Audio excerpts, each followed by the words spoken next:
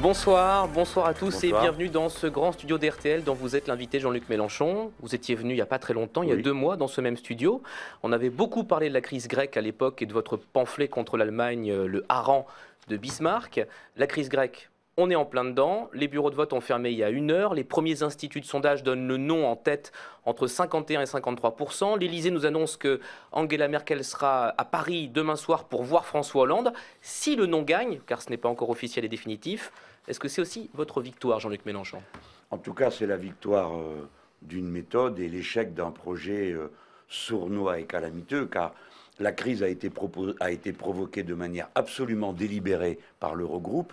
Vous savez que tout ça a pour origine 1,5 milliard que la Grèce n'était pas en état de verser au FMI, tandis qu'à la même heure, il y avait 1,9 milliard appartenant aux Grecs dans les caisses de la Banque Centrale Européenne. Il y a donc eu une tentative de putsch contre Tsipras. Vous dites un coup d'État financier? Oui, je parle d'un coup d'État financier, j'assume mon propos, il n'est pas du tout exagéré, puisque je pourrais multiplier devant vous et harasser nos auditeurs de citations qui montrent comment des Martin Schulz, le socialiste qui dirige le Parlement européen, ou bien M. Sigmar Gabriel, le vice-chancelier de l'Allemagne, ont affiché clairement l'idée qu'il était temps que, puisque la discussion n'avance pas, M. Tsipras s'en aille et qu'on mette quelqu'un d'autre. Martin Schulz a même parlé d'un gouvernement de technocrates plutôt que M. Tsipras. Autrement dit, puisque M. Tsipras ne veut pas céder et veut tenir le mandat qu'il a devant le peuple grec, alors il faut le chasser, comme autrefois ont été chassés à d'autres moments, M. Berlusconi, M. Papandreou, lorsque eux aussi avaient imaginé que des référendums ont eu lieu. Donc je pense que Alexis Tsipras a trouvé la bonne parade. Puisqu'on voulait le renverser, puisqu'on a fait subir à la Grèce une violence dont vous n'avez pas idée ici autour de cette table. Imaginez-vous qu'il y a des coupures d'électricité toute la journée, il n'y a plus d'argent liquide qui circule, qu'il manque toutes sortes de marchandises dans les magasins, et on a voulu en quelque sorte prendre à la gorge les Grecs. Et malgré ça, il semble qu'ils aient voté non. Dans ces conditions, il a trouvé la parade, c'est-à-dire se tourner vers le peuple. Pour les technocrates européens, pour les bureaucrates allemands qui dirigent en réalité l'Europe, le problème, c'est le peuple. Et pour nous, c'est la solution. Éric Revel de LCI. Que le non l'emporte ou que le oui finisse par gagner, on verra, hein, il ne s'agit que de sondages pour l'instant, on a le sentiment que ça ne changera rien au cas grec devant l'Union européenne. Parce qu'il y a une certaine, pardonnez-moi, schizophrénie du peuple grec à voter peut-être non ce soir à ce référendum, et en même temps à dire dans tous les sondages qu'à 70%, les Grecs veulent conserver l'euro. Comment l'Europe va pouvoir, si le non l'emporte, alors que M. Schulz, ce que vous citiez tout à l'heure, disait si le non l'emporte, il faudra que la Grèce trouve une autre monnaie, comment concilier ce non avec la volonté des Grecs affichée dans les sondages de conserver l'euro comme monnaie? Sûr. Mais je crois que vous venez de donner une bonne définition de ce qu'est l'Union européenne et l'euro. Si c'est de la schizophrénie pour les Grecs de vouloir être dans l'Union européenne et d'avoir l'euro, vous êtes en train de leur dire le prix, c'est la souffrance sans fin. Non, pas du tout. Je dis simplement que si les Grecs mais je vous avais bien compris. Mais vous avez commencé par dire que les Grecs ne savaient pas ce qu'ils voulaient, puisqu'ils veulent être européens et dans l'euro et vivre heureux. J'en déduis que pour vivre dans l'euro et dans l'Union européenne, il faut vivre malheureux, sans électricité, sans salaire. Écoutez sa question, Jean-Luc Mélenchon. Écoutez sa question. Conserver l'euro. Visiblement, à 70%. Dans un sondage, vous avez vu ça. Dans plusieurs sondages. Les Grecs veulent conserver l'euro. Mais nous avons tous très bien compris, M. Revel. Mais en même temps, ne pas s'astreindre visiblement à quoi aux règles on peut les condamner ou on peut les approuver, mais ne pas s'astreindre aux règles. Non, mais M. Revel, le jeu est fini. Terminé, vous avez perdu. Cette fois-ci, c'est le non. Maintenant, on arrête de discuter de théorie. Demain matin, ou bien la discussion reprend sur une base sérieuse, c'est-à-dire pas sur un diktat, où on dit aux Grecs, mesdames, messieurs, nous allons vous donner 15 milliards dont vous ne verrez pas un seul euro dans la production réelle en Grèce, mais qui vous serviront exclusivement à rembourser les banques. D'accord? Et on vous surveillera tous les mois. Si vous continuez comme ça, eh bien, vous aurez la banqueroute. Et à partir de la banqueroute, la Grèce sera mise en banqueroute, car vous n'avez pas les moyens de chasser la Grèce, ni de l'euro, ni de l'Union européenne, parce que ça n'existe pas dans les règlements. Donc, si vous avez les banqueroutes messieurs les petits génies qui avaient inventé cette crise aient voulu gagner de force contre les Grecs. Eh bien, lundi, vous vous appuyez 40 milliards pour la France et 60 pour l'Allemagne à payer. Alors maintenant, où vous devenez sérieux? Je ne parle pas à vous, bien sûr. Je m'adresse au collège des très intelligents de l'Eurogroupe qui ont provoqué cette crise en étant persuadés que les Grecs auraient peur et céderaient. Eh bien, c'est raté. Donc maintenant, il faut parler sérieusement du fait que les dettes souveraines en Europe ne sont pas remboursables. Vous ne pouvez pas proposer à un peuple entier comme perspective pour les 20 prochaines années de rembourser la dette comme unique horizon. Et là, nous parlons des Grecs. Mais qu'allez-vous faire aux Espagnols? Que ferons-nous aux Portugais? Et attendez, je voudrais terminer en vous précisant la chose suivante. L'euro est la première masse monétaire du monde. Vous êtes des naïfs si vous croyez que les Chinois, les Russes, les Nord-Américains qui en ont dans leurs réserves vont vous regarder, laisser changer la géographie de l'euro. Et pourquoi? Pour 1,5 milliard, on vient de donner gratos, sans aucune contrepartie, 3,4 milliards aux néo-nazis ukrainiens. Alors ça suffit maintenant. Il faut commencer à discuter sérieusement. Les dettes souveraines en Europe ne sont pas payables. Il faut donc une conférence européenne des dettes souveraines. Il faut que la France provoque cette conférence pour qu'on commence à régler par les artifices techniques nécessaires. Si la Grèce sort de l'euro, ça va coûter, et vous avez raison, à la France et à l'Allemagne, à la France en tout cas. Attendez, vous ne m'avez pas compris, vous n'avez pas de moyen de les chasser de l'euro. S'ils sont en banqueroute, vous l'avez dit vous-même, si la BCE coupe le robinet des liquidités, et aujourd'hui dans les statuts de la BCE... C'est pas si, c'est fait. Non, c'est pas fait. Ils n'ont pas coupé le robinet. Comment? On en est à 20 euros par jour. Ils ne l'ont pas davantage ouvert comme l'exigeraient les besoins de l'économie grecque en ce moment. Mais si demain, à partir du non, la BCE... ou à partir du 20 juillet, puisqu'en fait, vous parlez d'1,5 milliard, mais il y a une nouvelle échéance le 20 juillet de 3,5 milliards. Et donc le 20 juillet, la BCE peut fermer le robinet. Mais c'est déjà fait. Et là, vous nous dites ça va coûter tant de milliards à la France et à l'Allemagne, et vous avez raison. Bon. Mais vous nous dites, il vaut mieux garder les Grecs et effacer leurs dettes. Ça va coûter à ce moment-là autant à la France, à l'Allemagne, et à tout le monde. Et aux Chinois dont vous parliez aussi. Mais si on efface la dette. Mais non. Il faut se mettre un peu au parfum des techniques qui existent. Je vais vous expliquer comment on peut faire pour annuler une dette. On l'a déjà fait des dizaines de fois, donc je ne suis pas un inventeur particulièrement doué. On prend les titres de dette, mais bien sûr, il faut avoir une conférence pour gérer ça d'une manière raisonnable et responsable. Et on les rééchelonne. Vous avez donc un papier qui reste dans les comptes, et donc dans les comptes tiennent en ordre, ils ne sont pas mis en déséquilibre, et puis sur le terrain, vous avez un moratoire, c'est-à-dire que vous ne remboursez pas. Je vous adjure de comprendre que la politique actuelle, celle qui a été imposée par le gouvernement allemand à toute l'Europe, qui s'appelle la règle d'or, ou ce que vous voulez, c'est l'ordolibéralisme, conduit dans tous les pays à des déchirures sociales extraordinaires, dont le résultat principal est que dans toute l'Europe de l'Est et toute l'Europe du Nord, les mouvements néo-nazis, fascistes sont en train de l'emporter partout. Donc, jusqu'à quel point continuerez-vous avec obstination à vous fermer les yeux? Mais Alexis Tsipras n'a aucun reproche à se faire dans cette histoire, dans cette affaire, dans cette crise. Ah ben si. Est-ce qu'il a réussi à créer un système fiscal compétent en Grèce, à lever un impôt foncier? Il n'y a pas de cadastre? Bien sûr. Toujours pas fait? Non, mais attendez, est-ce qu'Alexis Tsipras est tout blanc dans cette affaire? Bien sûr que oui.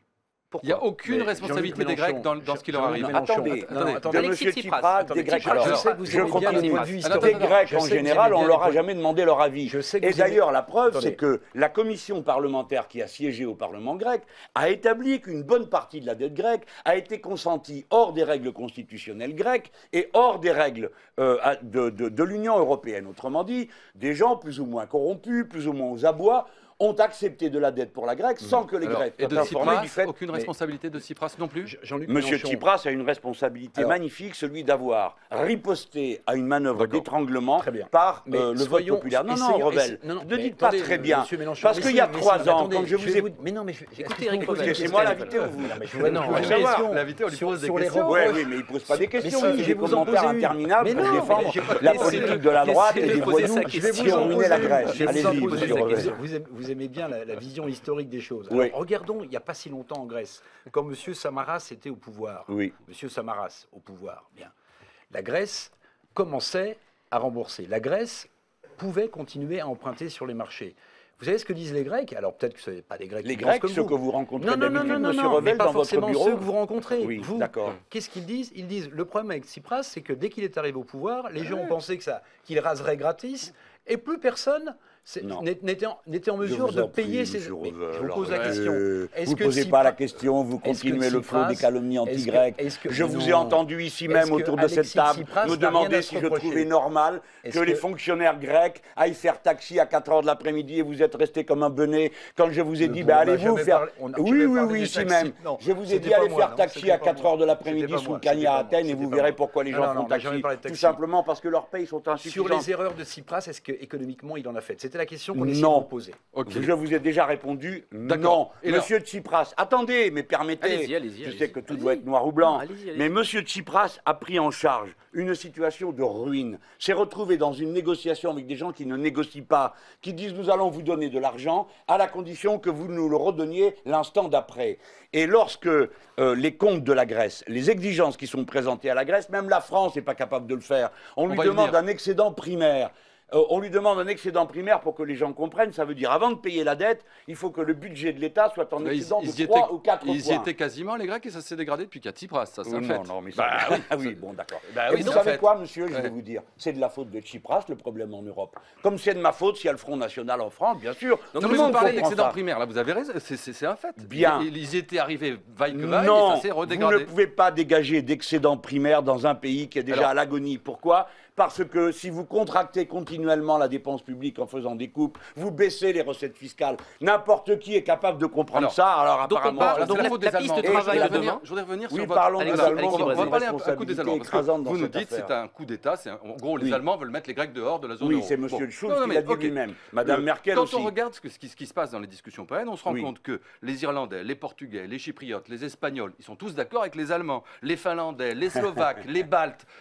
En gros, tous les Européens sont d'accord et ne veulent pas payer pour les Grecs. Mais personne ne paie pour les Grecs. Arrêtez avec cette propagande absurde. Si on est face aux dettes des Grecs... Oui, pardon, une seconde. C'est ce que vous demandez.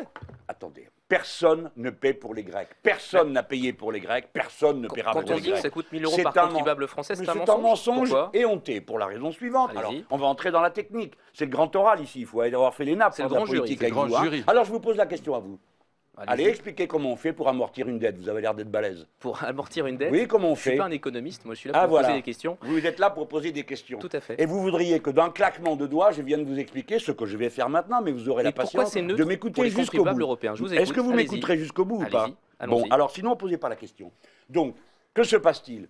La dette ne sera naturellement jamais payée pour la raison que le montant de la dette qui reviendrait aux Français, 40 milliards, serait étalé sur la durée de la dette. Par conséquent, dire que les Français vont payer 1 000 € est un mensonge absolu et éhonté. Pourquoi? Parce que s'ils devaient encaisser cette perte, elle serait étalée premièrement sur la durée de la dette et deuxièmement par fraction de l'emprunt qu'il faudrait réaliser. Par conséquent, personne ne paiera jamais cette dette. Est-ce que vous comprenez? Je sais que c'est une question un peu mystérieuse. Savez-vous que les banques prêtent un argent qu'elles n'ont pas? Est-ce que vous le savez ça? Les banques ne prêtent pas un magot qu'elles ont dans leur coffre en le prêtant aux... Non, les banques prêtent de l'argent qui n'existe pas, il leur suffit d'avoir 8%. Ça, c'est l'accord Bâle 3, vous le connaissez, vous? Je vois que vous êtes au courant. C'est l'accord Bâle 3 de stabilité des banques. Eh bien, 8%, ils trouvent que c'est trop. Et le 92%, c'est de l'argent qui n'existe pas. On prête, et vous construisez votre maison, par exemple. Lorsque votre maison est construite, eh bien, le crédit que je vous ai fait a comme contrepartie la maison que vous avez construite, une valeur matérielle. Il faut une créance sur l'économie, voilà. Eh bien, les créances qui ont été faites sur la dette ne seront jamais payées parce que ce sont des choses qui n'existent pas. C'est de l'argent qui circule, ce sont des petits bits dans les ordinateurs. Cet argent n'existe pas, sauf qu'il existe politiquement pour étrangler la Grèce. Je ne sais pas si je me suis bien fait comprendre. Ce que je veux dire, c'est que c'est un coup, ce qui a été fait à la Grèce, c'est politique. C'est pour montrer qu'on ne peut pas sortir du cadre dans lequel l'euro a été enfermé. Vous n'avez pas répondu sur le fait que, grosso modo, tous les pays européens sont... Pas la France. Ah oui, pardon, je vais vous répondre. Sont d'accord avec les Allemands. Alors voilà, oui, c'est en général ce qui se passe, je suis d'accord avec vous. Des gens qui ne peuvent se défendre et à qui on dit, eh bien, si vous ne faites pas la bonne réponse, vous aurez tout faux et vous paierez plus cher. Je vais vous expliquer pourquoi. Quand on est un gouvernement de droite, parce que les gouvernements que vous évoquez sont tous des gouvernements de droite, intéressés naturellement d'une manière différente d'un gouvernement de gauche, d'abord à l'argent plutôt qu'aux êtres humains. Mais laissons ça de côté. Supposons que je sois le Premier ministre espagnol et qu'à cet instant je dise « Ah, mais je suis d'accord, finalement, ces Grecs ont raison. » Supposez que je le fasse. Supposez qu'ils le fassent. Que se passe-t-il aussitôt? Les gens qui éventuellement prêteraient à l'Espagne, parce que l'Espagne a, comme tous les pays d'Europe, tous les mois, une masse d'argent qu'elle doit emprunter. Pourquoi faire? Rembourser la dette précédente, tous les mois. Eh bien, à ce moment-là, les gens diraient, mais qu'est-ce qu'ils racontent, ces Espagnols? Ils disent qu'il ne faut pas payer la dette. Oh là là, donc nous augmentons la prime de risque. Et donc, l'emprunt coûterait plus cher aux Espagnols, aux Irlandais.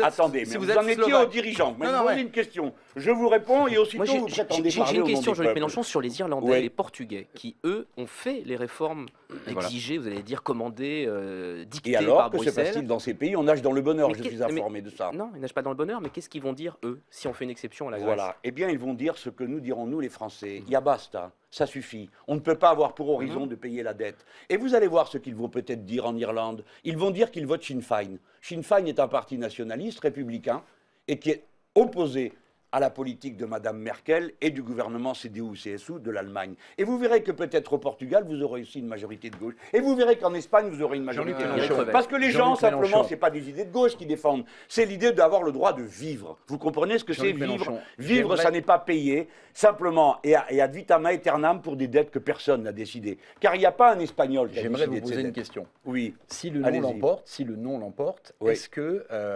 la politique européenne, si le non l'emporte en Grèce, est-ce que la politique européenne de gestion de l'euro ne va pas totalement changer? Ce serait la grande victoire de Tsipras. Je m'explique. On aurait jusqu'à présent constaté la victoire d'une politique libérale menée, vous le disiez, par Angela Merkel. Si Tsipras arrive à ce que le non l'emporte ce soir, est-ce que la politique européenne ne va pas s'orienter vers une politique plus sociale? Bon, on va voir. Bon. D'abord, on doit faire... Est-ce que ce ne serait pas ça la victoire d'Alexis Tsipras ce soir si le non l'emporte? Pourquoi pas? Mais d'abord, regardons les faits, pas les idées qu'on s'en fait. Il est évident qu'il y a une façon de gérer la zone euro qui est intenable dans la durée.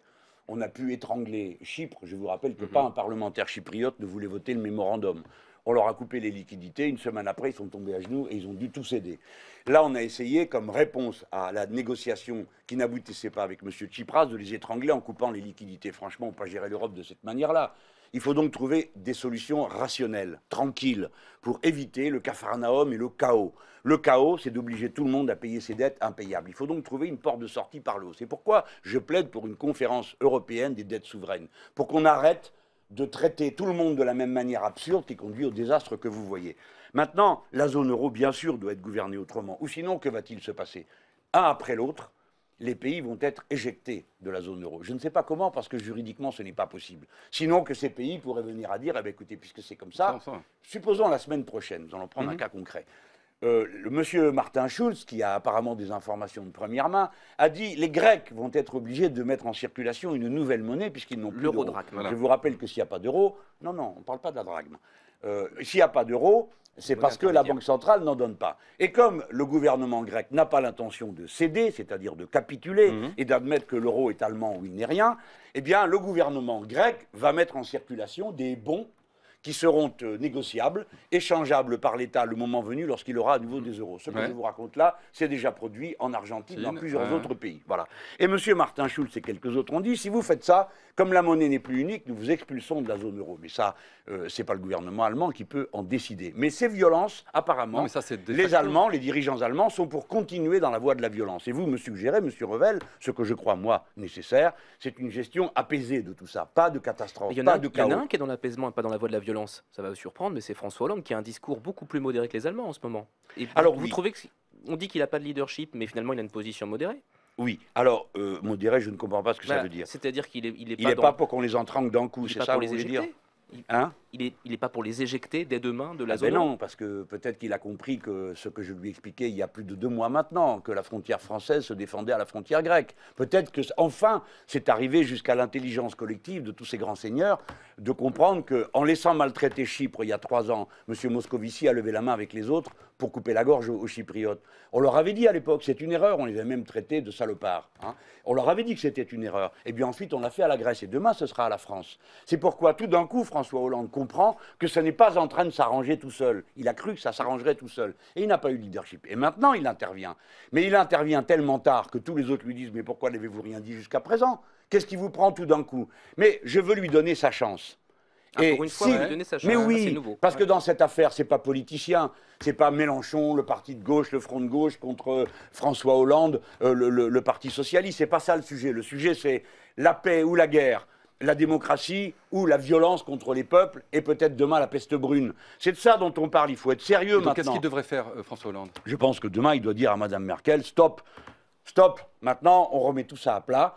Et il faut trouver une sortie par le haut, il faut que tout le monde puisse garder sa dignité, pas donner l'impression d'avoir perdu. Ouais. Eh bien, il faut convoquer cette conférence sur les dettes souveraines et il faut immédiatement déclarer un moratoire. Il faut remettre de l'euro en circulation en Grèce pour ne pas pousser les gens à une confrontation absurde qui engendrera des violences. Voyez-vous, l'important est de trouver un chemin de paix, car j'affirme que toutes ces violences déboucheront inéluctablement sur des violences à l'intérieur des pays et entre les pays. Donc il faut tout faire pour garder la Grèce dans l'euro, c'est ça que vous nous dites? Mais je ne vous dis pas ça. Bah. Je vous dis que de toute façon, elle y est. Vous n'avez aucun moyen de l'en faire sortir et ils ne veulent Mais pas vous venez sortir. nous raconter le scénario où de facto elle en sortirait. Le jour où il n'y a plus d'euros en circulation, il y a une autre monnaie qui prend sa place. Ça peut se passer, ça Non, s'est non, déjà non, passé il y aura par le plusieurs passé. monnaies et c'est pas ce que veulent les Grecs. Les Non, mais Grecs c'est ne ça, non, veulent mais pas. d'accord. Donc vous dites qu'il faut garder la Grèce dans l'euro. Il faut qu'elle reste. C'est bien ce que vous dites. Sinon, qu'est-ce que vous Non, proposez mais d'autre on pourrait dire aussi. Elle peut ne pas être dans la zone euro, et dans l'Union Vous nous européenne. décrivez un système. Oui, oui, mais, Vous nous non, mais attendez, attendez, je moi voudrais je juste vous parle pas. poursuivre. Vous êtes pardon, si vous me Vous le nous dites permettez. l'euro c'est horrible, les riches s'enrichissent, les pauvres s'appauvrissent. Pourquoi? Ce que je voudrais comprendre, c'est pourquoi vous tenez tant à ce que les Grecs restent non, dans moi je l'euro. tiens à rien du tout, c'est eux. Non, mais vous aussi, vous y tenez. Attendez, mais c'est une discussion qui est extrêmement abstraite et qui repose sur la base suivante, qui est une fétichisation de la monnaie. L'euro ne peut être qu'allemand. Voilà. Ça, c'est votre point de départ. Il n'y a qu'une seule euro possible. Non, mais il n'y a pas de point de non, départ, mais c'est s'il y a un autre euro possible. Nous sommes la deuxième puissance économique du continent. Nous avons notre mot à dire. Et pas simplement à courir derrière Mme Merkel en disant bravo. Voilà. Nous pouvons avoir une monnaie unique qui soit d'une autre nature, avec un autre contenu, dont l'objectif unique ne soit pas, comme ils disent, la stabilité des prix qu'eux-mêmes ne respectent pas. Je plaide donc pour un autre euro. Si on ne peut pas faire un autre euro, alors je suis pour qu'on s'en passe. D'accord, voilà. c'est ça, c'est ce que vous avez dit. Oui, Alors, mais voyez-vous, veut les dire- gens pacifiques commencent d'abord par faire des propositions simples. Je fais une proposition simple. Il faut changer, premièrement, la dette souveraine, elle doit être renégociée pour tous les pays. mais ça- Deuxièmement, l'euro ne doit pas être seulement destiné à protéger la situation des retraités allemands. Éventuellement, si ça ne marche pas, il faut qu'on s'en passe. Vous pensez aux Grecs, mais aussi à la France? Mais monsieur, je n'envisage pas le cas où l'on dise non à la France. Voilà. Alors vous êtes habitués à ce que les Allemands aient raison, surtout le CDU-CSU, je dis bien. Quand je dis les Allemands, j'espère que tout le monde entend bien Vous voulez le pas gouvernement répondre, de droite, car les premières victimes en Allemagne de cette politique, ce sont les Allemands eux-mêmes, avec 13 millions de pauvres. Je dis qu'il faut que le gouvernement allemand soit conduit, contraint, convaincu, utilisez le verbe que vous voulez, à changer cette Et politique, si ça car ne elle marche conduit à pas, un vous désordre. dites il faudra qu'on se passe de cette monnaie. Ah ben oui, qu'est-ce que vous voulez faire Bon, d'autre? donc ça veut dire que Non mais éventuellement. est-ce que vous Non, mais avez une autre idée? Je veux juste comprendre ce que vous pensez. Donc si ça ne Mais vous marche l'avez pas, très bien compris, pourquoi ça veut faites dire qu'à ce semblant? moment-là que la France, si ces négociations avec l'Allemagne ne marchent pas, peut sortir de l'euro. Mais pourquoi elle ne marcherait pas? Mais si elle ne marche pas, Mais peut-être inventez qu'elle ce que marchera. vous voulez. Moi, je pars de l'hypothèse que ça va Éric marcher. Revel. Vous avez vu, on a dit ah mais si Monsieur Tsipras ne cède pas, alors eh ben quoi? Il n'a pas cédé. Le peuple grec s'est prononcé. Eh bien, si demain on devait gouverner la France, au lieu de dire oui tout le temps en espérant que ça s'arrange à la fin tout seul, eh bien on dirait non au point de départ et on dirait aux Allemands c'est pas raisonnable. D'accord, vous avez une population vieillissante. D'accord, l'électorat central de la droite, ce sont des retraités qui ont besoin qu'il y ait d'importants dividendes, donc beaucoup de profits dégagés pour payer leur retraite. Et deuxièmement, vous avez besoin d'un euro fort pour acheter à bas prix tout ce que le monde entier produit. Mais vous n'êtes pas les seuls au monde. Voilà, nous sommes un peuple jeune en France. Nous allons être les plus nombreux en Europe. Il y a plein de peuples jeunes en Europe. Ils ont droit à un autre destin que celui-ci. Enfin, pourquoi vous voyez-vous Éric toujours Revel, Éric vaincu? Revel. Je ne Est-ce vous que- comprends question pas. d'Éric Revel. Est-ce que vous êtes certain que Tsipras et le pays qu'il dirige veut rester comme cela en Europe, ou bien peut-être joue-t-il un jeu un peu compliqué? Je vais vous citer Tsipras au forum de Saint-Pétersbourg. Il a dit, Saint-Pétersbourg donc en Russie, hein, il a dit l'Europe n'est pas le nombril du monde. Ça Il faut s'appelait, désormais, Petrograd, ça, il avant. faut, oui, ça s'appelait, oui. C'était le bon temps. Il faut Comme vous dites. désormais C'est pas moi qui l'ai dit, il faut hein, c'est vous. désormais miser sur l'intégration avec l'Asie. Et comme vous le savez sans doute, il a fait quelques allers-retours pour voir M. Poutine. Et la Grèce a signé un accord très important pour un gazoduc qui s'appelle le Turkish Stream, qui va passer sur le territoire grec et qui va permettre à la Grèce d'obtenir plusieurs milliards d'euros. Est-ce que vous êtes certain que M. Tsipras veut que son pays reste en Europe, ou alors joue-t-il une espèce de chantage en disant si vous ne me permettez pas de rester à mes conditions dans l'Europe, alors j'irai voir du côté de Moscou. Je ne sais pas, demandez-le lui à lui. Je vous pose la question. Oui, oui, mais moi j'ai très bien compris, mes chers monsieur. Vous tombez sur une variété nouvelle d'hommes politiques et vous n'en revenez pas. Alors je peux répondre ou pas? Je vous pose une question. Mais je suis en train de vous répondre. Allez-y, répondez. Vous êtes en train de tomber sur une variété de dirigeants politiques auxquels vous n'êtes plus habitués. Des promesses électorales sur lesquelles il s'est fait dire. Voilà. Oui. Et au lieu de voir des gens qui tombent à genoux devant les Américains ou devant le gouvernement allemand, vous avez des gens qui disent, bon écoutez, on vous propose de faire ça et ça et ça, c'est raisonnable. Vous voulez pas, bon, on va trouver un moyen de le faire quand même. Et je vais vous dire une chose, ici même j'ai expliqué pourquoi l'ordre du monde était en train de changer. Parce que les BRICS, c'est-à-dire le Brésil, la Russie, l'Inde, la Chine et l'Afrique du Sud, ont constitué une nouvelle banque mondiale et une nouvelle banque d'investissement et négocient entre eux dans leurs monnaies respectives. C'est la nouvelle puissance émergente du monde. Moi j'ai toujours dit qu'il fallait mieux avoir un apport de coopération privilégié avec les Chinois, les Russes, etc., plutôt qu'avec les Nord-Américains qui sont une puissance en déclin. Eh bien M. Tsipras dit pareil. Il se bat pour rester dans le cadre européen. Mais si le cadre européen, c'est on vous coûte la monnaie, vous n'avez plus rien et juste le droit de vous taire, et en plus d'avoir Martin Schulz qui vous dit qu'on va vous remplacer par un gouvernement de technocrates, eh bien que voulez-vous qu'il fasse? Il défend le peuple grec. Et moi, si je présidais la France, je défendrais le peuple français. Et j'essaierais de faire du mieux pour l'Europe. Mais si vous ne voulez pas, eh bien tant pis, allez vous faire voir. On a déjà vécu sans vous et on pourrait continuer. Déclaration à l'instant du ministre grec de la Défense. Le peuple grec a prouvé qu'il n'est pas soumis au chantage. Eh bien oui, vous voyez. Alors vous pouvez toujours déclarer. Moi je trouve qu'il y a eu une ambiance détestable ces jours derniers. J'ai vu des titres de presse, d'abord des mensonges éhoutés. On a vu quand même au milieu de la semaine que plusieurs organes de presse annonçaient que Tsipras renonçait au référendum et acceptait toute la... Je ne dis pas que ce soit le Figaro, mais il y a au moins un journal qui s'est livré à cette très basse méthode. Bon, c'était quoi? C'était la guerre utilisant les armes de désinformation massive destinées à faire pression sur les Grecs. Mais ça... Des deux côtés, chacun désinformé pour dire que ce n'était pas lui qui amenait l'affaire jusqu'au bout de la crise. Non, alors là, vous vous trompez. Nous désinformions pas, nous informions. Et nous n'avons aucun média. Tandis que les médias dominants, même le journal Le Monde, a reconnu que les médias grecs assumaient leur subjectivité, ce qui est une manière élégante de dire qu'ils se comportaient comme des bourrins en bassinant du matin au soir le oui. Et de certains de vos collègues, il suffit d'ouvrir la radio le matin à France Inter et vous avez droit au catéchisme oui, oui. Ils n'ont pas l'air d'être au courant que ce n'est pas ici qu'on vote, mais là-bas. Mais ils en sont toujours restés au oui, oui, oui, oui, oui, oui, oui. Et M. Juncker, dans un moment que je ne veux pas qualifier, peut-être était-il un peu évaporé, nous a dit, eh bien, il faut voter oui, quelle que soit la question. Voilà. Alors, vous avez une espèce de... Mais reconnaissez, Jean-Luc Mélenchon, la question telle qu'elle est posée par le gouvernement de Tsipras est particulièrement longue et pas évidente à comprendre. Je l'ai noté. Acceptez-vous le projet d'accord soumis par la Commission européenne, la BCE et le FMI lors de l'Eurogroupe du 25 juin 2015 et composé de deux parties qui constituent leur proposition unifiée, le premier document intitulé, etc., etc. Avouez que quand même, la question posée nécessite une certaine compétence. Mais ah oui, vous voulez dire que les Grecs sont trop bêtes pour comprendre une question? Pas du tout. Non, mais vous êtes les mêmes qui avaient dit oui à un document de 500 pages auquel on ne comprenait rien. Moi, j'ai fait d'innombrables réunions. Là, vous trouviez ça délicieux à l'époque. C'était intéressant. Eh bien oui, vous êtes pris un nom dans la tête. Là, c'est pareil. Les gens comprennent parfaitement de quoi on leur parle. Vous voyez, les gens ont compris. Ça veut dire, si je vote oui, j'ai pas de retraite, j'ai pas d'électricité et je suis chassé de chez moi. Voilà, ça tout le monde comprend. Et puis, si je vote non, eh ben j'ai une chance de survie parce que je me bats. Donc, non. La question n'était pas si difficile que ça à comprendre parce que les Grecs suivent cette affaire depuis tantôt 5 ans que ça dure, ce martyre. Ça a commencé en 2010, n'est-ce pas? Vous vous en souvenez. Vous avez tout à l'heure évoqué la responsabilité de Tsipras par une sorte d'amnésie qui vous a frappé à cet instant, mais je vous rappelle qu'avant Tsipras, c'était tous des gouvernements de droite, ou des gouvernements socialistes, ou des gouvernements de droite, avec les socialistes et même l'extrême droite. C'est-à-dire les mêmes que ceux qu'on a sous les yeux, ici, en France et ailleurs, et qui, dans la moitié des pays d'Europe, gouvernent ensemble, les socialistes, avec la droite. Non, j'exagère, parce qu'ils sont passés de 18 à 10 seulement de gouvernement, parce que les électeurs ont renvoyé les socialistes à la maison, vu que si c'est pour faire comme la droite, ils préfèrent se contenter de gens de droite. Bientôt 19h dans ce grand jury. On va marquer une pause, se retrouver dans quelques minutes après les infos et on vous posera la question suivante. Est-ce que ce débat sur le référendum grec vous donne du carburant pour 2017?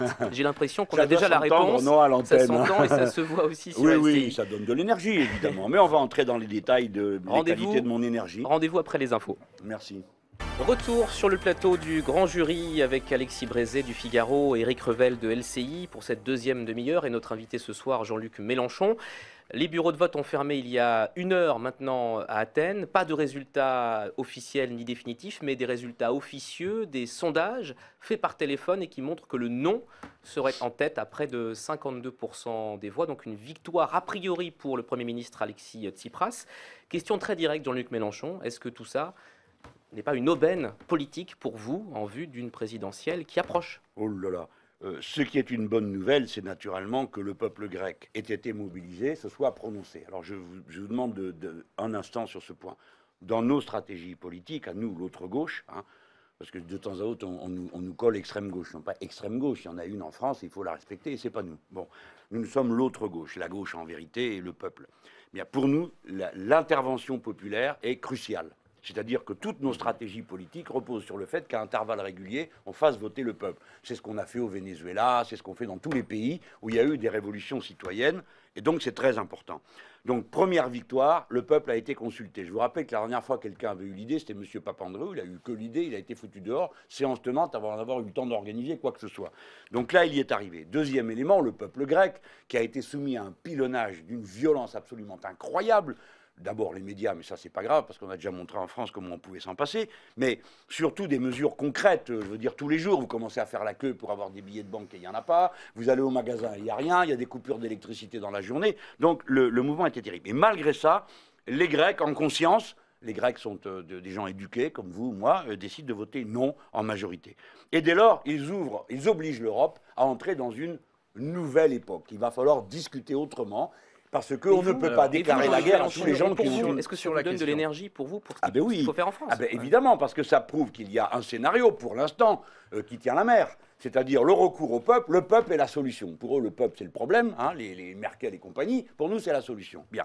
Alors, on voit que ce chemin-là peut être ouvert. Donc, bien sûr que ça nous aide. Ça montre que c'est possible. Ça donne du courage. Après tout, si ces pauvres Grecs, qui représentent 2% de l'économie européenne, sont capables d'un tel courage, alors nous, les Français, qui représentons 18%, nous serions bien vils. Alors, vous allez voir, tout à l'heure, à la place de la République, à 21h30, s'il est confirmé que le non l'emporte, eh bien, j'espère que nous allons être nombreux à nous rassembler pour célébrer cette victoire et surtout manifester notre affection au peuple grec. Jean-Luc Mélenchon, pour revenir à la question, la situation grecque donne-t-elle des ailes aux leaders du parti de gauche? Quand on regarde un peu le cheminement politique de Syriza en Grèce ou de Podemos en Espagne ou du parti de gauche en France, il y a pour moi une intersection commune, c'est l'autonomie face au système politique et au parti socialiste. Est-ce que ce point de vue est juste ou faux? Absolument. Et vous avez raison. Et je voudrais vous montrer comment les choses se sont enchaînées, car souvent, on me fait... je suis sûr que c'est le reproche. Hein. Il y a une telle impatience dans les médias de me voir diriger le pays qu'à intervalles réguliers, on me dit « Mais comment ça se fait que vous n'y arrivez pas ?» Je sens qu'il y a là un appétit, allez, une impatience. On va vous le dire, allez. Je me dis que les conditions... Oui, non, mais j'ai compris. Vous avez raison, monsieur Revel. Nos formations politiques sont passées toutes par la rupture avec le système. Nous ne croyons pas que dans le cadre actuel, on puisse changer les choses d'une manière positive. Mais à la différence du passé, d'autres théories politiques, nous sommes absolument non violents et nous sommes absolument pour la démocratie. Donc, dans tous nos pays, nous faisons tous la même chose. C'est-à-dire que nous commençons par rompre avec les partis du système. Dans un deuxième temps, lorsque nous arrivons au pouvoir, nous déclenchons des élections et souvent des assemblées constituantes pour que le peuple se redéfinisse lui-même. C'est la 6e République en France. Vous connaissez mon discours sur le sujet. Ce qui est important dans cette affaire, c'est que vous compreniez comment les choses se sont succédées. Nous avons d'abord eu une rupture en Allemagne, et ça a donné Die Linke, rupture avec les sociaux-démocrates. Et cette rupture a permis que naisse en France le Front de gauche, qui en était l'imitation. Et Syriza, qui s'appelait autrefois Synapismo, je vous fais un petit cours de politique européenne, qui était un tout petit groupe, s'est mis dans la foulée. Et chacun à notre tour, nous avons porté un peu plus haut la flamme. Oscar Lafontaine l'a amené à 8% en Allemagne. Ensuite, vous avez eu l'élection en France où je l'ai porté à 11%, tandis qu'à ce moment-là, Tsipras était à 4%. Et 3 mois après, il passe, lui, de son côté, à 18%. Et ensuite, nous avons vu le même scénario se mettre en place en Espagne. Donc 2017, on peut donc penser que la victoire de ce soir va nous aider, nous pousser en avant, parce que les gens vont se dire, bah, après tout, on pourrait peut-être le faire. La France aussi est capable de faire l'histoire. Est-ce qu'elle va vous aider à vous unir? Parce que dans les exemples que vous citez, là où ça marche, c'est là où les forces alternatives de gauche au Parti socialiste arrivent à s'entendre. Et de votre côté... Non, ce n'est pas le cas, mais je veux bien l'admettre. Ça n'est pas du tout le cas, parce qu'il y avait cette alliance au sein du Front de gauche avec le communiste qui a l'air de marcher pas très bien. Pierre Laurent lui-même commence à dire qu'il va être candidat peut-être à la présidentielle. Vous vouliez vous rapprocher des écologistes, ça marche encore moins bien. Finalement, mais non, mais qu'est-ce que vous êtes tout seul là. C'est pas la bonne ambiance en ce moment avec Pierre Laurent quand même. Si je suis tout seul, je courrais plus vite. Ben voilà, non, mais, c'est voilà, pas le sujet. non, mais... C'est pas le sujet. Nous n'en sommes pas là. Les choses ne se passent pas du tout comme vous le dites. Le Front de gauche a été créé. Alors à l'époque, vous dites, vous n'allez pas y arriver. Et puis après, c'était, il ne sera pas candidat. Mais... Ben si, il était quand même candidat commun. Puis après, c'est, il n'arrive pas à convaincre. Puis après, il n'arrive pas à faire plus de 5. Ah ben, il n'arrive même pas à faire 10. Ah ben, maintenant qu'il a fait 10, on a dit à la fin, c'est un échec, il n'a pas fait 20. Voilà. Donc non, je connais votre numéro. Non, mais les départementales, les dernières élections, c'est pas formidable. Le Front de gauche a eu un... Écoutez-moi bien, je vais vous faire une déclaration solennelle. Le Front de gauche a eu un candidat commun en 2012. Oui. Nous ne sommes plus en 2007, nous ne sommes pas en miettes. D'accord. Eh bien, je vous dis, en 2017, le Front de gauche aura un candidat commun. Quant à venir me dire que les écologistes n'arrivent pas à s'entendre avec nous, je vous signale que nous avons essayé parce que nous sommes des gens ouverts, toujours prêts à accueillir et à parler. Mais que la dernière fois, on s'en est déjà passé. Parce que déjà la dernière fois, ils pensaient qu'à eux tout seuls, du moment qu'ils arrivaient, ils allaient sauver le climat, les espèces en voie de disparition et tout ce que vous voulez, tandis que nous, on était juste bons à être à la poubelle de l'histoire. Le résultat, c'est que nous avons fait 11 et eux 2. Nous sommes aujourd'hui dans tout le pays en train de discuter avec les écologistes sur le terrain et des listes communes sont en train de se faire dans la région Nord-Pas-de-Calais-Picardie, dans la région Rhône-Alpes-Auvergne, dans la région Languedoc-Midi-Pyrénées et ainsi de suite. Il y aura des listes communes. Mais bien sûr, parce que la vie est la plus forte. Ce n'est pas quelques appareillons parisiens qui vont pour négocier des... Mais bien sûr, la vie est la plus forte et sera la plus forte. Et en toute hypothèse, il y aura la grande élection de 2017. Est-ce qu'avec Cécile Moi, Duflot, j'ai pas de honte à en parler. Est-ce que c'est réparable avec Cécile Duflot? Avec Cécile Duflot, est-ce que c'est réparable? Elle vous a... Mais attendez, si je devais m'arrêter aux offenses qui m'ont été faites, alors je parlerai à personne, d'accord? Donc c'est pas le sujet, même pas à vous d'ailleurs.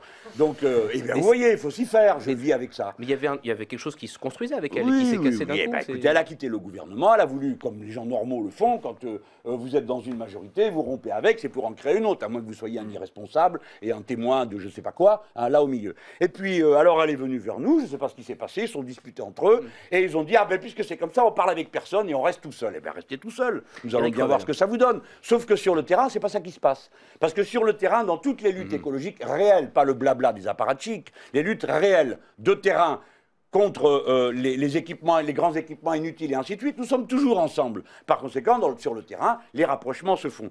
Et donc, pour la présidentielle de 2017, peut-être que nous serons ensemble, peut-être que nous ne serons pas, mais les gens qui nous regardent savent que nous, on combine avec rien ni personne du système. Jean-Luc Mélenchon, souvent, vous avez dénoncé le fait que le Parti communiste, quand il y a des élections, pour reprendre un peu votre expression, hein, il aille à la soupe et qu'il... Jamais. Je n'ai jamais employé cette expression.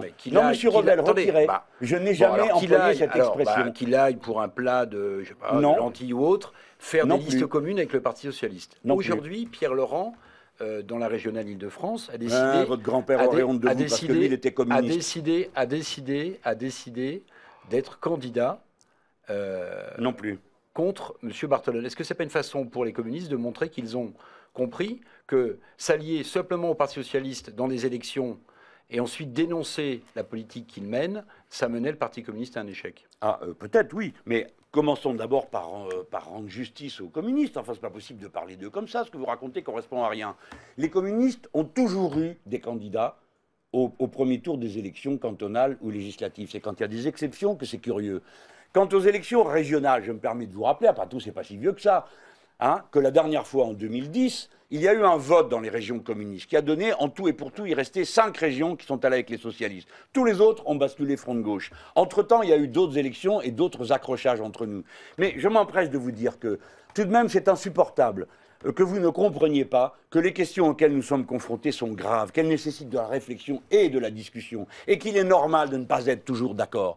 Évidemment, c'est très coûteux, j'en donne ma leçon, je pense qu'au municipal, les accords nous ont rendus indétectables. Mais vous voyez que les idées ont progressé, puisque vous-même vous pointez le fait qu'il semble que partout, et c'est les échos que j'ai, partout, les militants communistes ont décidé, ont par leur vote, qu'ils iraient de manière distincte au premier tour. Quant à la région parisienne, pardon de vous dire, monsieur Revel, que les choses ne se présentent pas comme vous le dites, parce qu'il y a une manie en médias de vouloir à tout prix que ça saigne.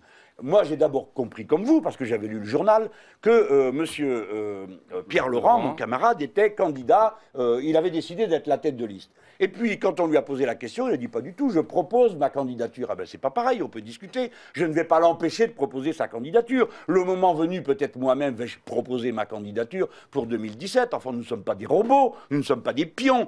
Donc, il est normal que ça peut se terminer par une liste. Eh bien, il y a des réunions qui se tiennent du front de gauche, mais je vais vous dire une chose qui n'a pas l'air d'être passée jusqu'à vos radars, c'est qu'il n'y a pas que les organisations politiques qui sont en train de se mettre en mouvement. Il y a un profond mouvement qui s'appelle mouvement citoyen. Nous avons des appels qui se font, nous avons des assemblées représentatives de ces citoyens qui se mettent en place dans beaucoup de régions. Mais vous ne les voyez pas. Alors je vous en informe. Et je préfère vous dire que dans toutes ces régions, j'espère que les gens qui m'entendent vont en faire leur profit. Par exemple, ce samedi, nous avons une grande réunion de toutes les formations politiques dans la région Languedoc-Midi-Pyrénées qui a pour objectif de se mettre au service des appels citoyens. Nous sommes en train de changer la pratique politique. Alors il y a des réticences, j'en suis d'accord. Et puis surtout vous, qui n'admettez pas ces procédures qui contrarient votre esprit simple. Sur 2017, sur votre éventuelle candidature, récemment vous disiez dans la presse, je ressens quelque chose comme la solitude des premiers temps. C'est pas la peine que j'agace. Je dois travailler comme si j'allais être candidat. Et à Villejuif, aujourd'hui, en clôture de votre congrès du Parti de gauche, vous avez dit c'est même plus une envie, ce serait un devoir d'y aller. Mais non, mais attendez, grand Dieu, j'aurais mieux fait de me taire. Ah bah vous l'avez dit. Non, mais dans ce pays, c'est... Non, mais j'ai pas dit ça. Mais non, écoutez-moi. Mais non, est-ce que c'est possible d'entendre des nuances? Vous savez, dans la vie, il y a noir, blanc, puis il y a aussi gris. Et puis, bon, bref, entre rouge et blanc, enfin bref, vous connaissez tout ça. Moi, ce que j'ai dit, c'est... Moi, j'ai dit... Écoutez, d'abord, premièrement, l'élection de 2017, elle est très importante. Alors, il faut arrêter de faire... les évaporés de service, non, je sais pas, le matin, c'est pas le sujet. Il faut gagner 2017, les gens de l'autre gauche, voilà ce qu'on doit faire. On doit mener une campagne victorieuse cette fois-ci. Mais vous avez envie d'y aller? Mais c'est incroyable, la vie maintenant est sur mon nombril, qu'est-ce que c'est que cette histoire? Enfin, c'est une question qu'on peut poser à quelqu'un qui a été candidat, savoir s'il veut être candidat. Oui, mais attendez, quand on a été une fois candidat, je vous garantis qu'on rêve autour de sa langue 7 fois dans sa bouche avant de vouloir remonter sur la croix. Donc c'est pas le sujet pour moi. Le sujet se présente de la manière suivante. J'ai dit que j'étais disponible. Voilà, je ne peux pas vous dire mieux. Ensuite, j'ai expliqué que pour être disponible, je devais travailler sérieusement. Il faut bien que je dise quelque chose. Donc, je travaille sérieusement, je constitue des équipes, je mets à jour les dossiers. Moi, je n'ai pas le problème de M. Hollande ou de Mme Duflot, qui disent tous qu'il faut d'abord parler du projet. Moi, ça, le projet, j'ai déjà un. Il s'appelle l'humain d'abord. On va le réactualiser. Et puis, nous avons une ligne d'horizon qui s'appelle l'écosocialisme. Donc, on n'est pas en panne d'idées. Ensuite, que voulez-vous? C'est comme ça. C'est moi qui ai été le candidat en 2012. C'est un honneur immense de toute l'autre gauche. Et contre tous les autres. D'accord? Je vous le rappelle quand même. Nous étions 3 partis à l'époque, là-dedans. Puis 9 à la fin. Bref. J'ai une responsabilité, c'est ça que j'ai dit au congrès du parti. À mes camarades, j'aurais dit, j'ai une responsabilité, je dois assumer un rôle de porte-parole qui est attendu de moi, parce que les gens sont contents. Il y en a, vous savez, il y a des gens qui ne sont pas contents, mais il y en a qui sont contents de m'entendre. Il y a eu 4 millions de personnes qui ont voté pour l'autre, je pense qu'aujourd'hui, il y en a un peu plus, qui se disent, bah, finalement, il avait raison, l'autre était un menteur, j'aurais mieux fait de lui faire confiance à lui, à l'intérieur de la gauche. Et donc, je dois assumer cette responsabilité de porte-parole, et quand on me parle de 2017, je ne dois pas me cacher sous la table en disant, je ne sais pas, je ne suis pas au courant, je n'ai pas entendu parler. Qu'est-ce qui peut vous retenir d'y aller alors? Eh bien, la situation peut changer très vite, cher ami. Imaginez-vous que lundi, Mme Merkel continue à faire la loi avec l'abominable M. Chat-au-Bleu et que l'euro s'effondre. Alors, quand est-ce qu'on vote? Vous vous figurez que François Hollande va rester là au milieu de la tourmente? Donc les élections... Ça ne change rien à votre détermination à vous, ça. Au contraire, ça devrait la renforcer. Mais quel est l'intérêt? Ma détermination, elle est entière, elle est totale. Je me suis battu toute ma vie, c'est pas maintenant. Si vous venez me dire, là, que vous êtes les 3, là, Monsieur Mélenchon doit en faire un comité, nous sommes d'accord pour... Nous voulons que vous soyez candidat. Eh bien, je vous recevrai avec plaisir. Je ne vais pas vous dire, non, je ne veux pas entendre parler de vous. Mais je ne vous dirai pas, je ne veux pas entendre parler de ça. Bon sang, mais est-ce que vous pouvez comprendre les régionales, Je suis disponible, je travaille et je suis capable de le faire. Mais je suis un homme politique responsable, donc je dois m'adapter à une situation. Vous travaillez pour 2017, on a compris, mais les régionales, ça vient beaucoup plus vite au mois de décembre. Dans l'hypothèse, dans les régions où le FN sera en situation de gagner, au deuxième tour, est-ce que vous pourriez fusionner avec le Parti socialiste ou appeler à l'union de la gauche contre le FN? Ou est-ce que c'est fini ça? Alors attendez. D'abord, pourquoi vous me posez cette question à moi? Je ne suis ni responsable du Front de gauche, ne vous arrêtez pas de m'appeler leader. Attendez, quand même, au passage, je donne des informations à ceux qui nous écoutent. Je ne suis même plus le dirigeant du parti de gauche, ce sont mes camarades Éric Coquerel et Daniel Simonet qui le dirigent à présent en tant que coordinateur. Bon, donc vous pourrez alors comme militant, qu'est-ce que vous pouvez dire? Oui, oui, mais moi, je vais quand même vous répondre, mais je veux quand même vous dire ça, parce que sinon, on rabougrit la vie politique et vous avez un type tout seul. D'ailleurs, il y a 5 minutes, vous étiez trop content de me dire que répondez à la tout seul. question face au FN. Oui, ben, je vais vous répondre. Cette question est extrêmement face au FN, bien sûr. Non, mais dans l'hypothèse d'un deuxième tour. Bien sûr, on a compris. Dans l'hypothèse la plus emmerdante, qu'est-ce que vous faites? C'est pas tout à fait impossible dans un certain nombre de régions. Et oui, et vous avez raison. Mais voilà, toute la difficulté est là. C'est que si je vous dis oui, alors à quoi bon présenter une liste? À quoi bon? C'est exactement ce que veulent les socialistes et l'UMP. Nous mettre dans la tenaille. Alors, nous n'avons pas à faire des listes, puisqu'il y a le danger FN. Autrement dit, c'est là qu'on voit la perversité de ce système. Le FN est le meilleur argument de l'UMP et du PS pour tuer la démocratie dans ce pays. Alors vous nous dites non. Oh non. Non, je vous dis d'abord ce que j'ai envie de dire, si ça ne vous ennuie pas. Et je suis en train de vous expliquer que le chantage au deuxième tour est l'unique programme, et c'est le programme commun du PS et de l'UMP. Le chantage au FN. Vous ne referez pas comme en 2012 avec François Hollande en 2017, si ça se reproduit? Nous verrons. Je vais vous dire, c'est très difficile. Pourquoi? Parce que des milliers de gens en ont assez. Des gens de droite sont dégoûtés de voter UMP, n'ont pas envie de le faire. Et pourtant, nombre d'entre eux sont plus républicains que le titre du parti de droite qui s'est arrogé cet adjectif. Ils en ont marre. Peut-être que ceux-là, d'ailleurs, vont voter Bayrou. Parce que vous savez bien que M. Juppé se fera couper la gorge en cours de route.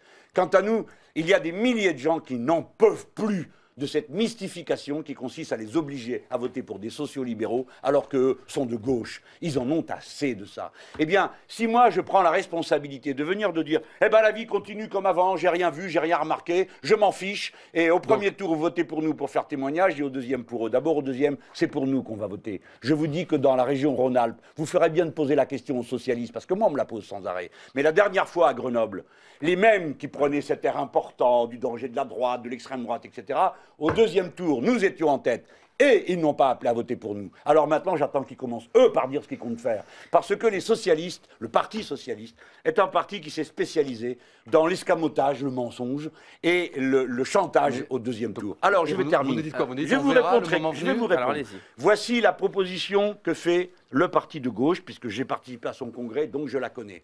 C'est que cette question soit tranchée par des assemblées représentatives des citoyens qui constituent et appuient la liste. C'est-à-dire que les partis politiques se mettent en retrait sur cette question et que décident ceux qui sont les artisans de ces listes. Alors vous aurez des partis qui... Au lendemain du premier tour.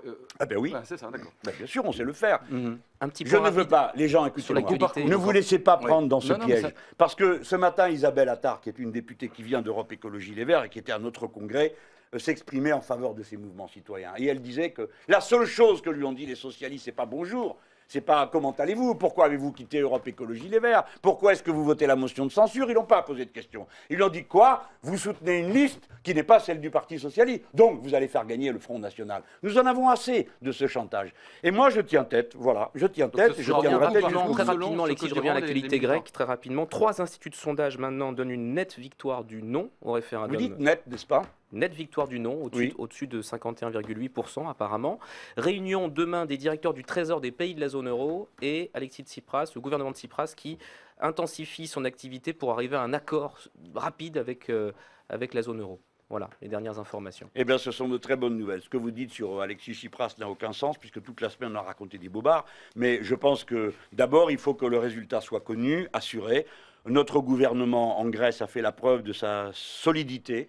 Et je vous signale, pour le cas où vous ne l'auriez pas compris, que nous sommes passés de 37%, qui est notre victoire aux élections législatives, à 52% ce soir, qui est notre victoire au référendum. Vous voyez que la méthode était la bonne. Le peuple grec, parce que vous comprenez en cette affaire, Alexis Tsipras ne défend pas un projet de gauche contre je ne sais quel fumeux projet de droite. Alexis Tsipras défend le peuple grec, la nation grecque, contre la tentative de transformer ce peuple en une colonie de l'Eurogroupe et du gouvernement de Mme Merkel. J'aimerais changer complètement de sujet pour terminer en ce qui me concerne. Et vous parlez du pape François qui commence une grande tournée en Amérique du Sud. Une semaine, 24 000 km, 22 discours. Et il a décidé, le pape François, de s'arrêter dans 3 États qui sont parmi les plus pauvres d'Amérique du Sud, l'Équateur, la Bolivie et le Paraguay. Et il veut rencontrer Rafael Correa et Evo Morales.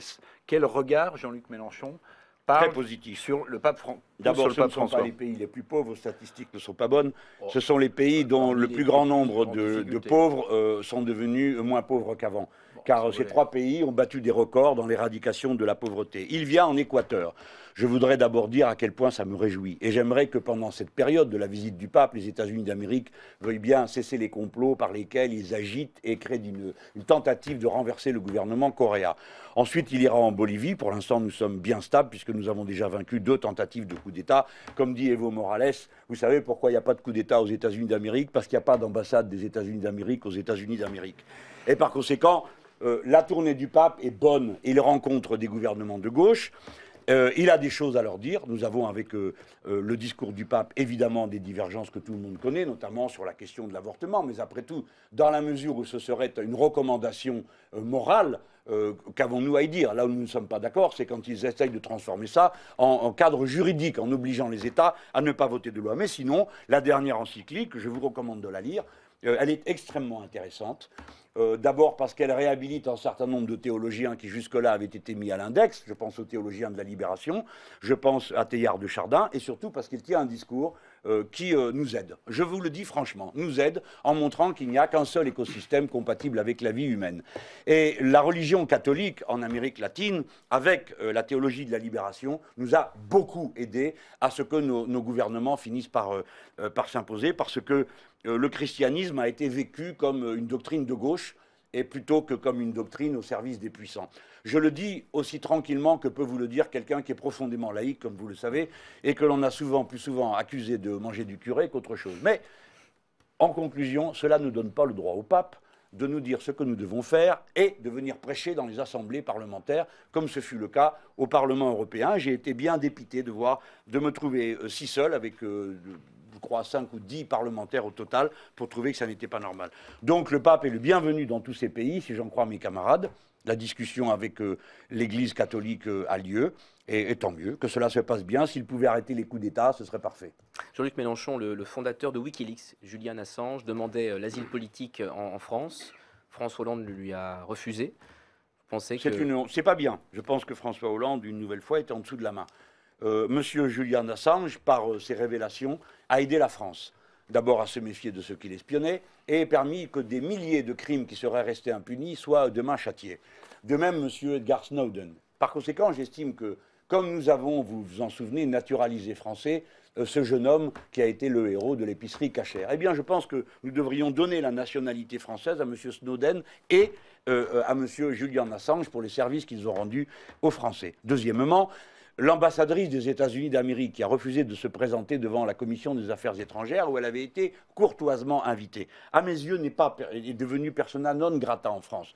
Le président devrait lui demander de rentrer chez elle et de demander aux États-Unis d'Amérique d'envoyer un ambassadeur plus respectueux de la démocratie française. Et enfin, le président de la République devrait ordonner le démantèlement immédiat de la station d'écoute qui est située au dernier étage de l'ambassade des États-Unis d'Amérique à Paris. C'est absolument inacceptable puisque de là, nous sommes espionnés.